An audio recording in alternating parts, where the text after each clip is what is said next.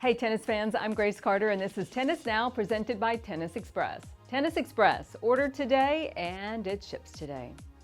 Women have always played a big role in the U.S. Open success, but it wasn't until 1973 that they were paid equally at the tournament. And that was the year that Billie Jean King helped usher in a monumental beginning for women's tennis. And it was just one of many women's tennis moments at the U.S. Open that has shaped the future of our sport.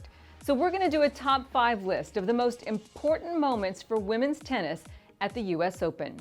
First on our list, equal prize money in 1973. It was the year that Billie Jean King won the Battle of the Sexes, and it was also the year that the WTA was formed. But those weren't the only two things that made 1973 special. It was also the year that the U.S. Open agreed to pay women equal prize money, something that Wimbledon wouldn't do until 34 years later. Number 2, first primetime women's final. When Venus and Serena Williams met in the 2001 U.S. Open final, the women were handed the primetime Saturday evening slot, instead of playing between the two men's semifinals that also used to be held on the same day.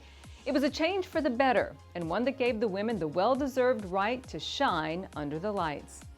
Number 3, Tracy Austin becomes the youngest champion ever. When a pigtailed Tracy Austin stormed her way to the 1979 U.S. Open title, did anybody have any idea that that feat would go unmatched for at least the next 40 years? This is going to be the 40th anniversary of Austin's breakthrough. To this day, she remains the youngest U.S. Open singles champion ever. And number 4, Kim Clijsters.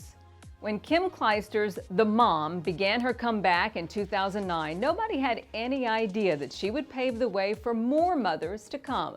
Clijsters took out Caroline Wozniacki in the final to complete what some were calling the mother of all comebacks. She was the first mother to win a title on tour since Yvonne Goolagong did it at Wimbledon in 1980. Since that day, we have seen plenty of moms make comebacks on the tour, and the WTA has even changed their maternity leave rules to give returning moms a fair shake. Number 5. In 1988, Steffi Graf did something that we're pretty sure tennis is never going to see again.